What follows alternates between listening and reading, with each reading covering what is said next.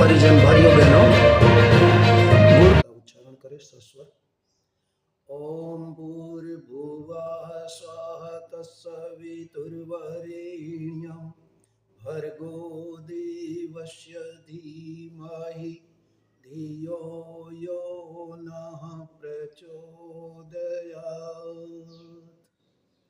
परम पूज्य गुरुदेव वंदनीय माताजीनी सूक्ष्म અને કારણ ઉપસ્થિતિની અંદર આજે આપણે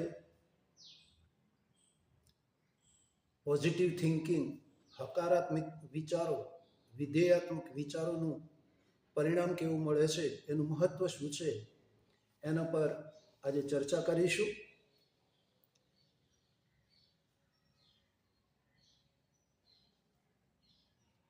અત્યારે વર્તમાન પરિસ્થિતિમાં જો નજર નાખવામાં આવે તો પ્રત્યેક વ્યક્તિના વિચારોની અંદર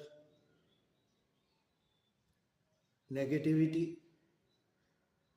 અને હીનતા, દીનતા દેખાઈ રહી છે. ત્યારે આ યુગના મહાન તત્વચિંતક, અખિલ વિશ્વ ગાયત્રી પરિવારના સ્થાપક, યુગ નિર્માણ યોજનાના પ્રણેતા, ગાયત્રી પરિવારના પિતા, વેદમૂર્તિ તપોનિષ્ઠ પરમ પૂજ્ય ગુરુદેવ પંડિત શ્રી રામ શર્મા આચાર્યજી કહે છે કે બેટા, જીવનમાં વિધેયાત્મક ચિંતન, હકારાત્મક ચિંતન, શ્રેષ્ઠ વિચારોનું આચરણ, શ્રેષ્ઠ વિચારોનું ચિંતન એ મનુષ્યને જીવનમાં સફળતા અપાવે છે. શ્રેષ્ઠ વિચારોથી મનુષ્યનું શરીર બળ, મનોબળ, આત્મબળ દિન પ્રતિદિન વિકસિત થતું જાય છે. એની અંદર ઓજ, તેજ અને વર્ચસ્વની પ્રાપ્તિ થતી જાય છે. સામાજિક ક્ષેત્રે, આર્થિક ક્ષેત્રે, વ્યવસાયિક ક્ષેત્રે, રાજકીય ક્ષેત્રે અથવા તો અન્ય ક્ષેત્રની અંદર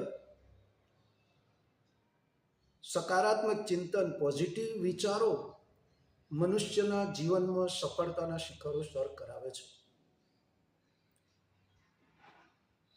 તો ચિંતનને, વિચારોને શ્રેષ્ઠ બનાવવા માટે આપણા ઋષિ મુનિઓએ 3 વસ્તુ બતાવી છે.